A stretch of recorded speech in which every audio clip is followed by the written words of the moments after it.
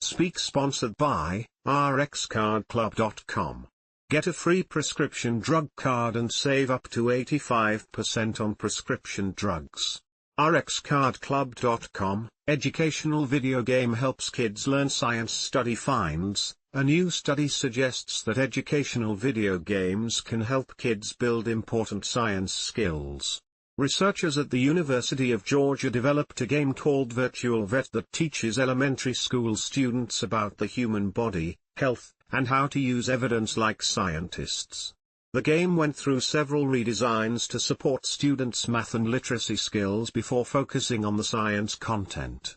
In the study, students who played the game scored higher in anatomy tests compared to those who learned the same content in traditional classroom settings.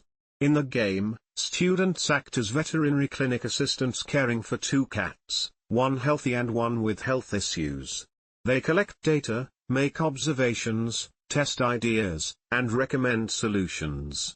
Researchers emphasize that the game should not replace teachers, but rather be used by teachers to track progress and provide support when needed. rxcardclub.com.